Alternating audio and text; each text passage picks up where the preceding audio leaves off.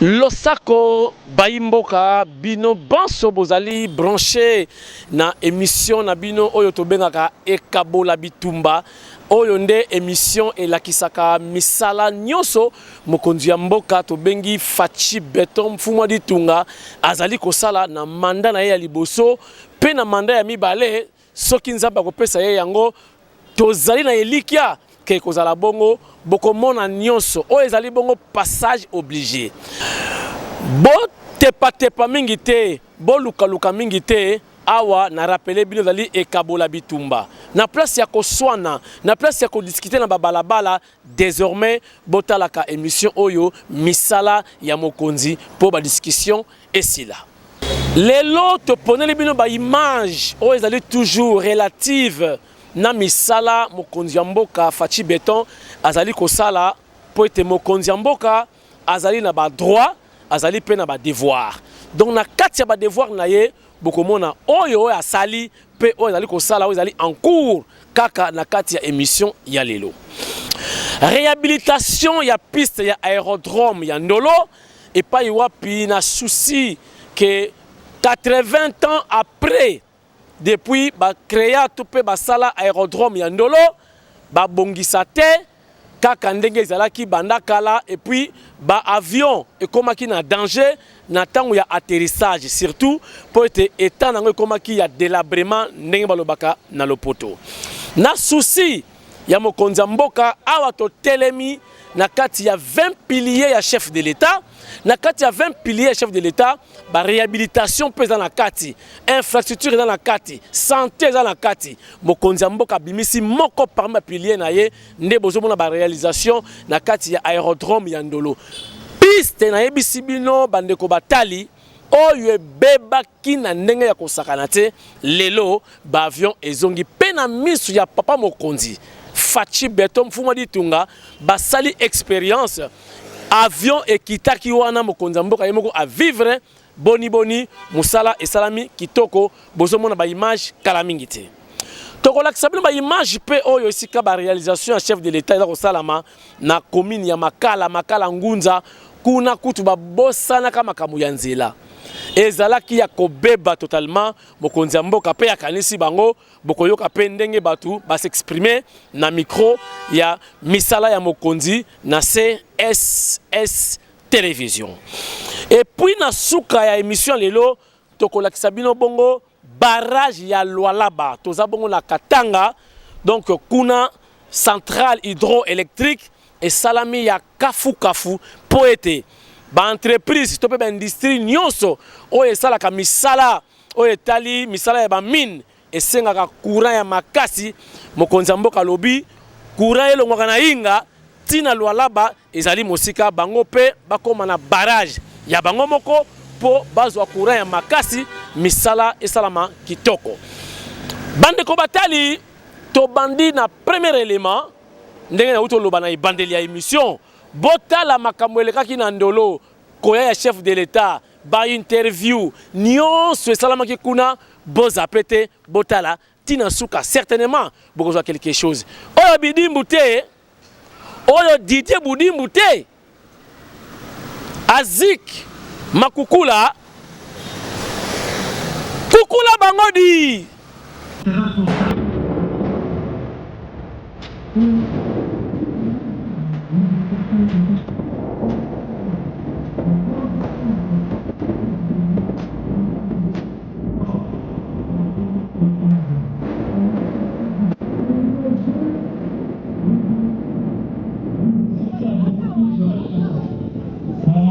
de la cérémonie, la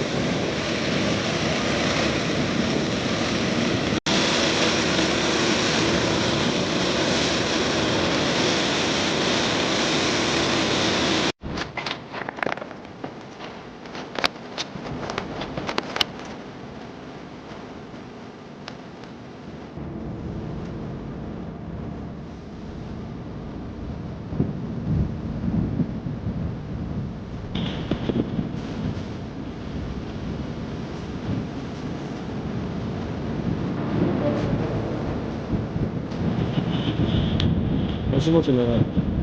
Tu vois bien.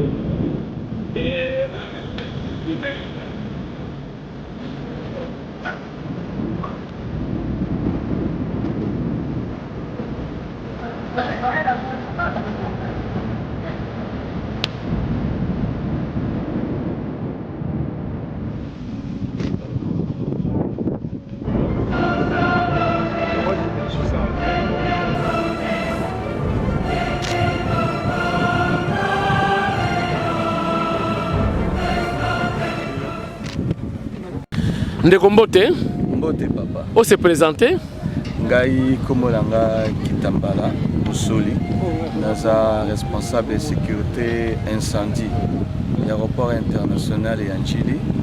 Toyaki awa sur instruction Bakundi on a pointé, c'est-à-dire qu'on a bisu à terme que lokola bazako sala inauguration à piste de réhabilité.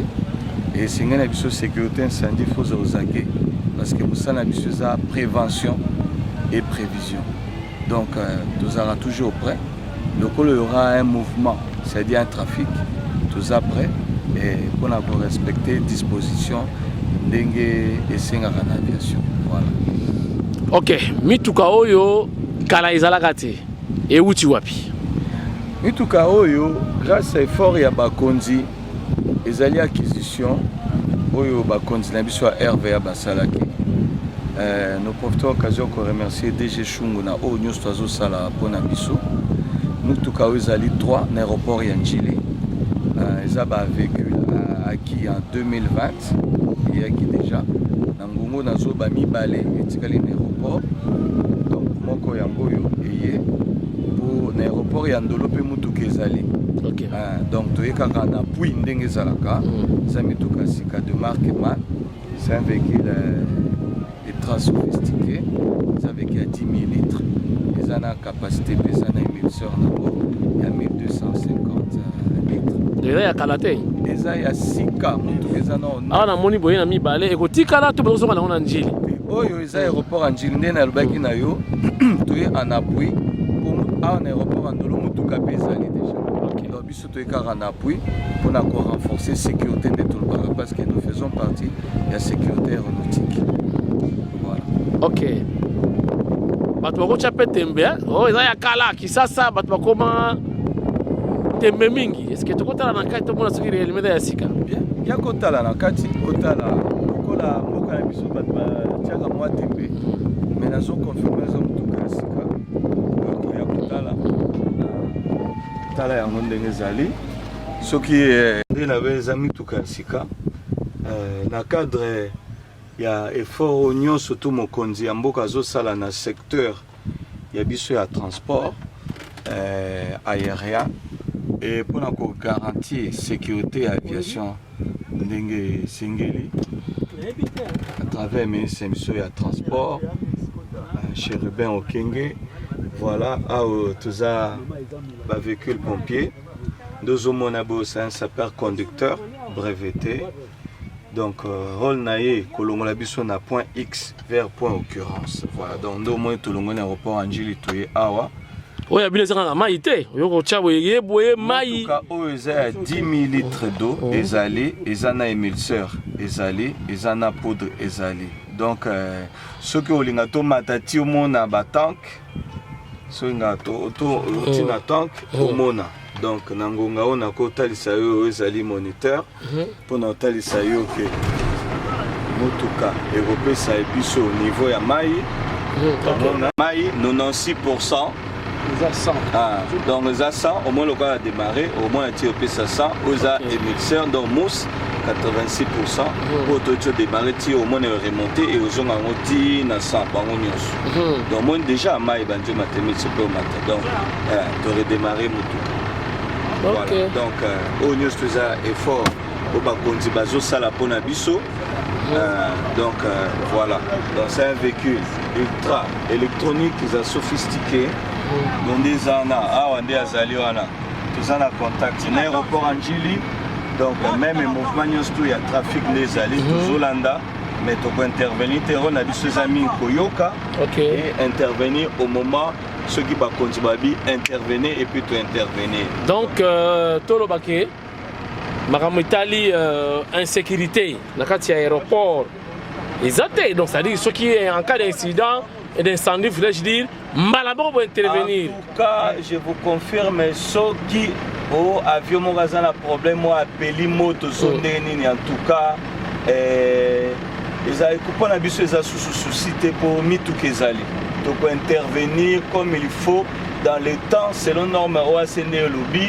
N'engé autorité aviation civile c'est dans le 2 ou 3 minutes.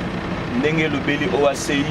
Donc au sala yango et puis résultat aux ala noki parce que mi tout cas puissance ses alliés. Puissance ses alliés donc côté wana sécurité incendie ba pompier bazali. En tout cas ba pompier bazali. Pompier azali. Là je vous confirme. N'a profité de l'occasion pour remercier mon conduit. Mon conduit. Pour la paix batterie, tu connais. Ok, ça va. Donc, pour cette occasion, remercier mon conduit. Mboka Fachibeto. La volonté, toujours mon amour à travers ma conduit Nabiso, la régie, pour équiper Biso. Parce que ça là où ceux qui équipent ma exaté et aussi batté. Ndenge sodé singaka za na arme na ye ndenge pompier singaka aza ba moyen de lutte lokola eza makambo oyo asei ayebi elandelaka na badetail donc matos ezali tokosengaka kaka barenforcer bacapacité na biso na baformation mpona toza susu à mesure à répondre plus il y a la sécurité plus industrie aéronautique eza garantie donc voilà bien merci mon coach. Le peuple congolais mbote bakongomani ba de père et de mère toyebi sakabino mettre fois que Congo lelo eza na chance Bambate eza dirigé na mwana mboka de père et de mère Fachi Beton son excellence Félix Antoine Tshilombo Tshisekedi. Importance ya mboka kozala dirigé na véritable mwana mboka na eko répondre na bato batunaka ni nazali lelo Fachi Beton aza na kati ya kobongisa mboka na biso et puis ko concrétiser maloba lobaka que Congo ekozala plus beau plus que l'Allemagne. Awa tozali na regard ya ndolo piste d'atterrissage. Ça fait maintenant plus de 80 ans. Toyebi makamba type kande ba vient koyaka par manque ya piste zaka kitoko te. Mais les lois à travers Fachi Beton de la modernisation. Et les gouttes na États-Unis. Et les gouttes na France. Et les gouttes na Allemagne. Les lois Mokonzamboka Félix Antoine Tshilombo Tshisekedi pas chef de l'État. Tozali ko passer toujours ko la kisabino. Combien de fois le président Félix est animé de la bonne foi et de la bonne volonté politique et l'engagement et la détermination pour nous faire avancer mboka na biso. Basundola yango. Piste o ekombaka on dirait mboka moko boye o babosana yango o babaka teke de bato bakita awa. Toyeba piste o tomona yango à l'époque avec Sphinx limité. Personnam boyebe na événement. Mais les lots tozali awa. Pour la Kotali Sabino, le lenga kani mokonzi mboka plus de 80 ans après, les pistes d'atterrissage yandolo, ils allaient moderniser. Oye kosala keno, ils allaient kandilité, mais malgré ça rentele, mais le lot il y a aussi possibilité, il y a kitoko, na bavion et bapaya, bavion na bisope et comme on peut atterrir awa dans de très bonnes conditions. C'est pourquoi moi je vous ai toujours dit que le président Félix a mandaté en mission. Mission de pesa eza ko bongisa mboka Congo, eza ya ko pesa dignité na peuple congolais, eza ya ko valoriser Congo. Oh les autres zali ko mona keno ba effort, ba détermination, ba M23 ba ko sauter en désordre. Ba M23 bo landa kibino moko ndenge Paul Kagame azoki biloko na ye na Londres. C'est ça aimer le pays, c'est ça avancer le pays. C'est ça, les autres comme on a sous Mokonzamboka Félix Antoine Tshisekedi Wenge Sangani, donc comme on a peuple congolais. Yango na osenga ki na 2023 c'est Fachi Beton ou rien. Bambate, to landa quand même na marché de la liberté pavillon o ezikaka. mais lelo eza réhabilité pas za ko inaugurer yango ba perda ba bien na bango mais à travers Fachi Beto ba retrouver sourire na bango a de père de mère lengi et puis kala mingi tel bokomona awa premier avion équateur pour la inauguration il y a piste au kitoko wa bien Fachi c'est la piste ya Congo Isaka Félix Antoine Tshisekedi Kalate avezoro papa tika Fachi muko tombolo bomai wakaninda mwaza nkongolo nsubabilum papa so kende na ngai na tikalika awa na lali awa avion so kitelaga Fachi Beto muko ntombolo pardon papa kende na yo ngai na tikalika awa ti avion ko kita tigana ko tele baka so avion kiti Fachi Beto pardon Fachi muko ntombolo Fachi Beto papa kende na yo ngai ti avion so kita nena longwe alali Fachi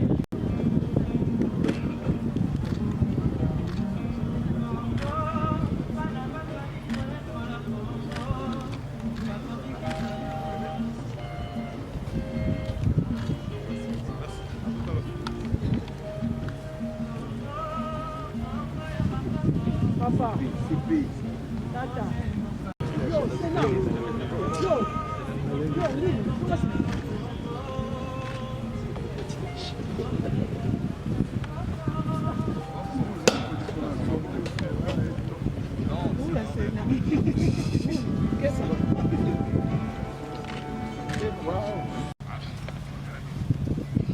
Président de la République.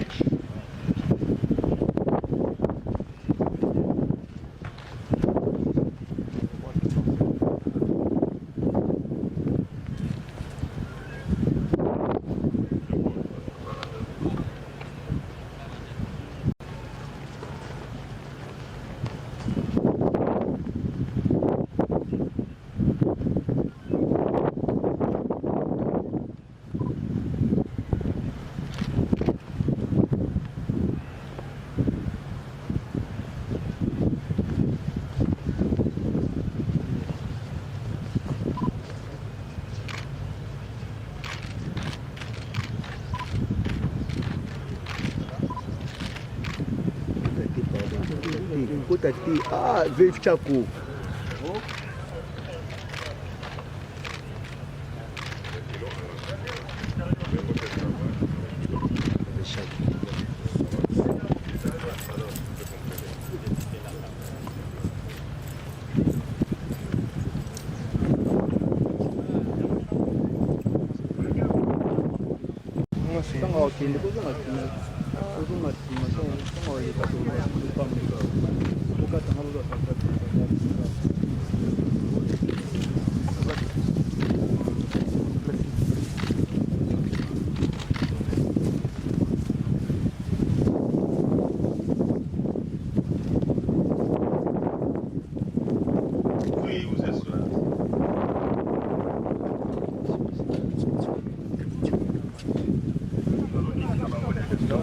Excellence, l'aérodrome, les ports, les écoles, etc. Nous allons assister à faire un instant. Masa, pesa bango couloir, base de image. Voilà, on a base de image.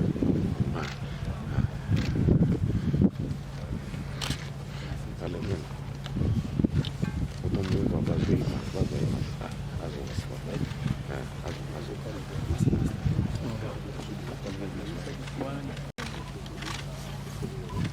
Vous êtes à l'aise quand même.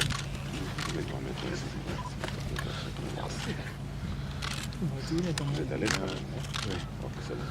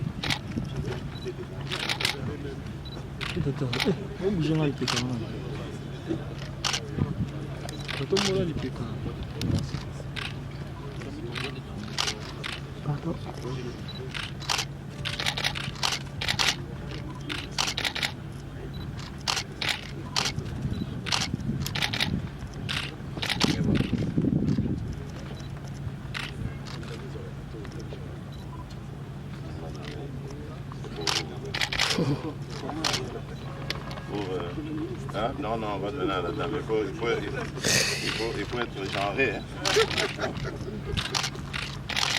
Voilà. Et bravo au ministre.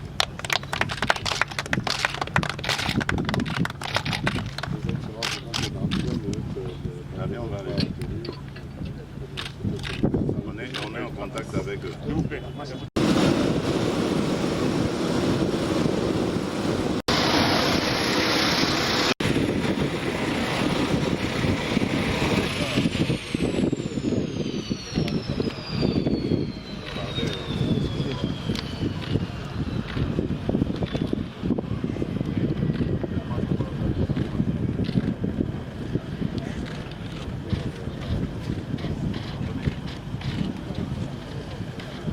C'était celle-ci, hein, donc celle avec le phare.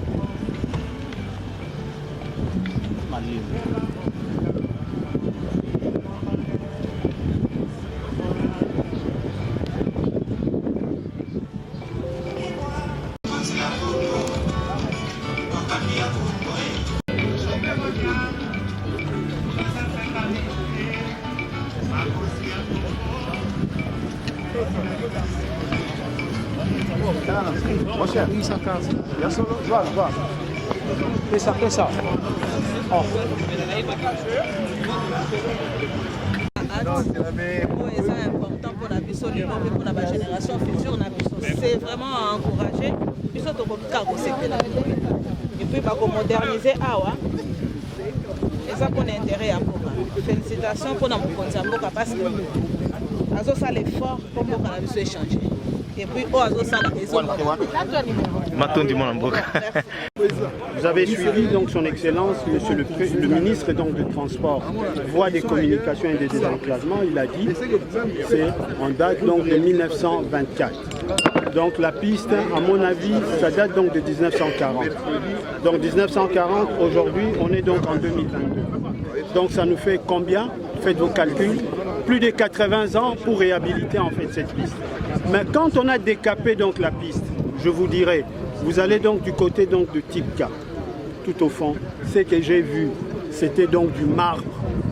C'était donc du marbre concassé. Donc c'est ça qui a fait que cette piste a quand même tué. Elle était abîmée, on vient donc de réhabiliter ça. Donc c'est pour faire revenir en fait les exploitants. Donc il y avait donc des exploitants qui exploitaient encore cette piste, mais il y aura encore donc des nouveaux exploitants qui vont revenir. Tout ça, ça va générer donc de l'argent, en tout cas au niveau donc de la RDE. Il n'y avait pas que la piste, il y a ce qu'on appelle donc les bretelles. Donc vous avez vu, la bretelle centrale a été aussi aménagée, a été réhabilitée. Mais il n'y a pas que ça encore. Vous voyez là, c'est la vigile, tour de contrôle. Quand j'ai été nommé le 13 ou le 13 juillet donc de l'année passée. Donc bientôt, ça va être plus ou moins 12 mois. Cette piste, cette vigile, en tout cas les équipements que j'ai trouvés là-bas, c'était des équipements qui dataient donc de 1970. Donc 1970, il fallait attendre 52 ans pour renouveler donc, les équipements. Malheureusement, vous n'avez pas visité ça, vous n'êtes pas monté donc, dans la tour de contrôle et je vous garantis, ce qu'on a mis là comme équipement, c'est vraiment donc, des équipements donc, de communication et donc de maintenance. Donc sécurité aussi pour nos aéronefs. Ça c'est déjà quelque chose. Alors à la demande je dirais, c'était une recommandation de son Excellence, Monsieur le Président de la République, chef de l'État, et aussi donc, du Premier ministre, chef du gouvernement, qui souhaite que ces pistes-ci soient donc balisées. Donc ça sera donc la troisième étape qu'on va donc attaquer. Si on balise en fait donc la piste, elle va devenir en fait une piste H24. C'est-à-dire qu'on va décoller ici. On peut décoller aussi donc la nuit. Donc ça sera aussi bénéfique pour l'ARD. On a donc des projets ici. On est en train donc d'étudier. Vous voyez donc des problèmes de congestion au niveau donc de nos routes pour accéder par exemple à l'aéroport d'Engie. Donc il y a des entrepreneurs qui sont venus avec donc des propositions, je dirais, très intéressantes. Par exemple, avoir donc des hélicoptères qui vont faire comment on peut dire ça, qui vont faire donc du transport aérien.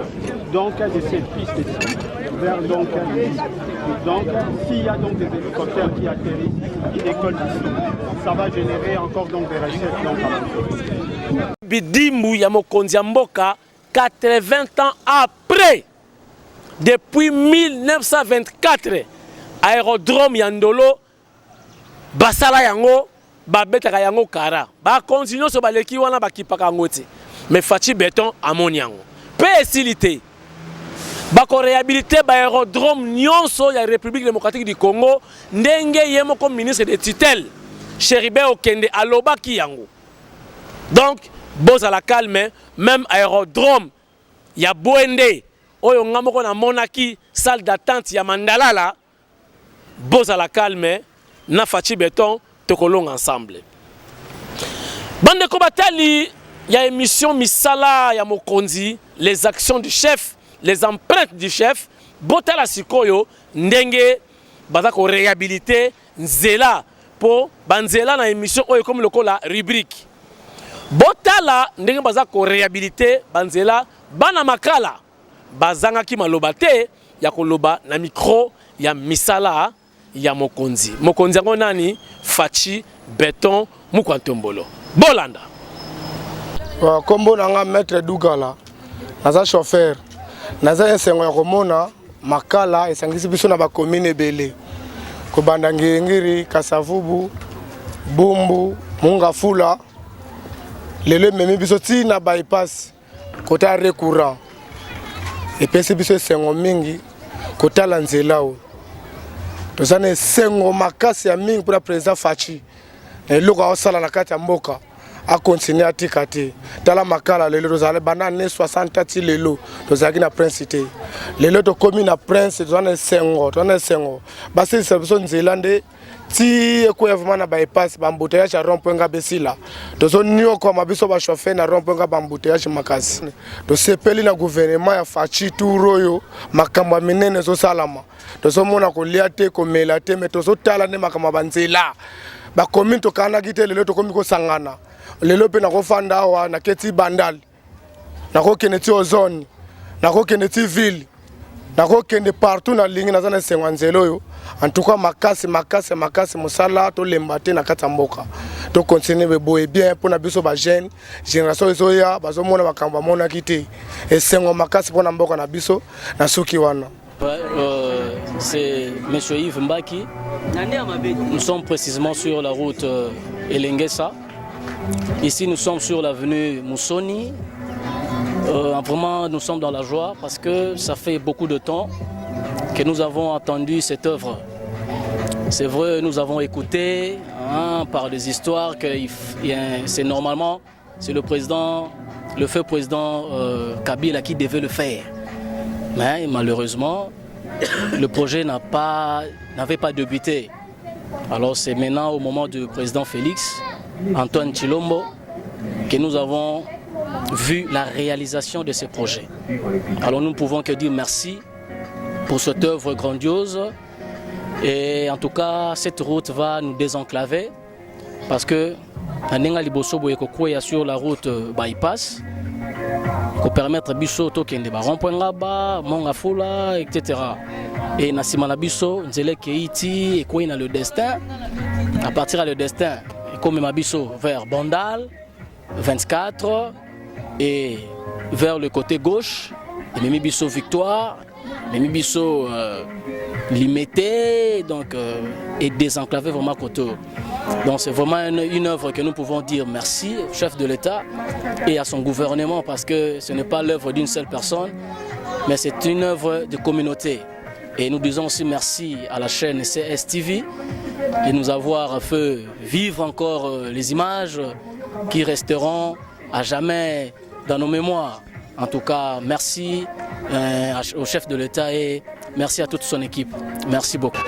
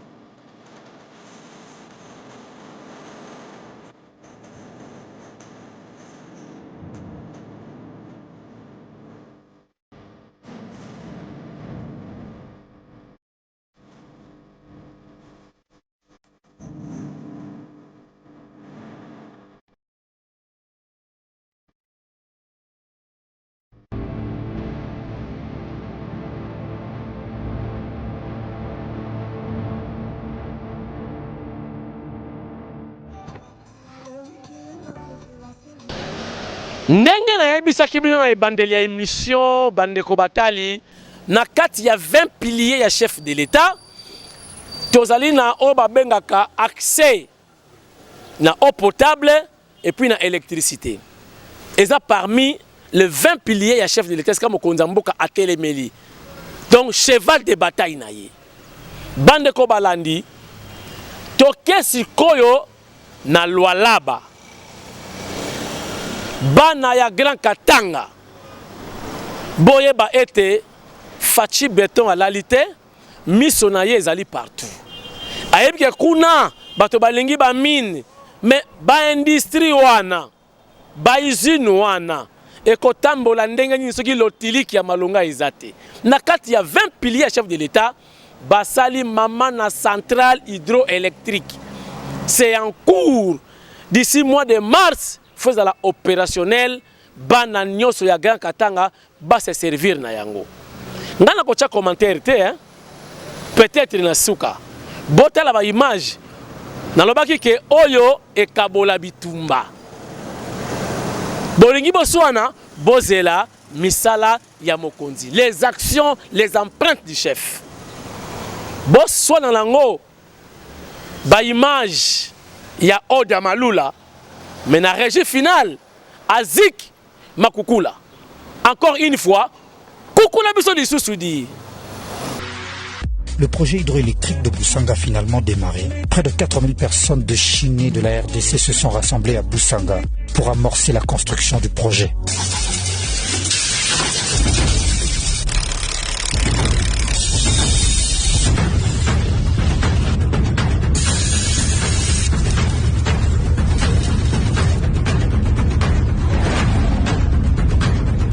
Il s'agit de la centrale hydroélectrique de Boussanga dans la province du Lualaba, sur la rivière du Lualaba, qui est un des affluents du fleuve Congo.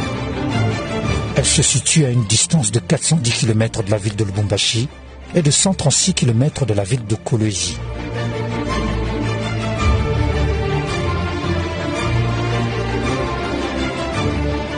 Deuxième au monde par son caractéristique technique architecturale en voûte à double courbure, premier en termes de hauteur, au monde.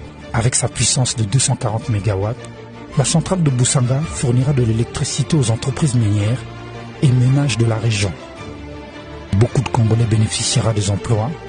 Prévue pour mars 2022, la cérémonie inaugurale connaîtra la présence du chef de l'État, Félix-Antoine Tshisekedi. La centrale hydroélectrique de Boussanga est parmi les plus hautes technologiques existantes dans le monde actuellement, et cela s'explique simplement par la qualité du matériel de dernière génération que l'on rencontre dans la salle des armoires, à la salle de commande électronique, en passant par la salle des alternateurs et par le poste de haute tension avec technologie GIS, disjoncteur isolé au gaz, offrant une exploitation du système de distribution haute tension de solutions flexibles et fiables.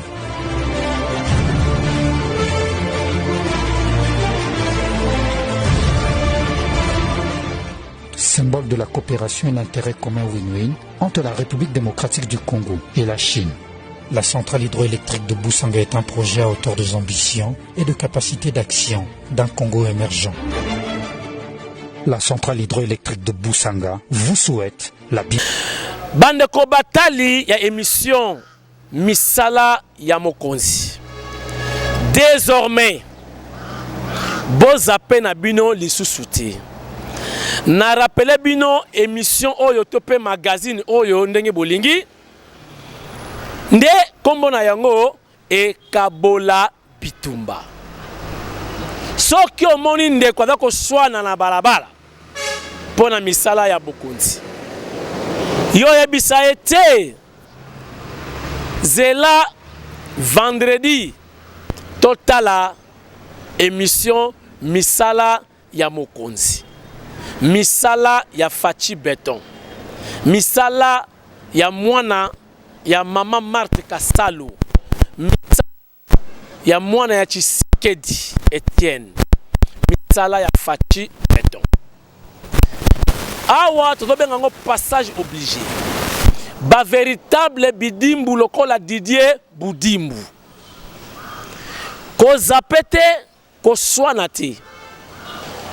Tobandi sika na ko rappeler bino lisusu ke émission ezali émission nationale. Toko kende partout esika wapi misala ya Mokonzi ezali. Toyoki déjà lufu il est comme opérationnel. Toko sengana excellence Didier Budimbu toko ma na lufu tozo ba image ndenge masolo evandi na lufu bamvula ebele nga nakendaka mpe na Luanda. Mais soki outi Luanda okoti kaka na Congo, na lufu kote ya Congo, oleli oyoki mawa lokola jungle. Mais avec Fachi bokotala ba image na sengi encore une fois na son excellence Didier Boudimbu, équipe ya misala ya mokonzi ezali disponible pour na kobeta tour na lufu tolakisa bana ya Congo ya RDC na bapaya misala oyo chef de l'État Fachi Beton azali kosala. L'impossible n'est pas Fachi.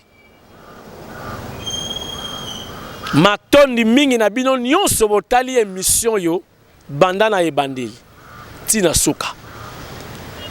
Nakoloba merci na Patrick Kapeta Patrick ndenge alobi ete akomi pesa to ami pesi corps et âme pona kolandela émission oyo misala ya Fachi Beton. Na pesi merci na Oda Malula oyo azalaki na caméra ba image oyo nyonso bomoni Oda Malula nde asali mosala oyo. Nako pesa pe merci na équipe technique mobimba ya CSS TV, notamment na Azik Makukula et pourquoi pas na directeur na biso Popol. Pona lelo biso to suki tokutani vendredi prochain wana na bombeli bino munduki bobenga bato nyonso bazala branché pokuna eza mama na likambu boko mona na kolobati ezalaka surprise vendredi prochain ngana bino face à face et Kabola Bitumba misala ya mokonzi Nabungi.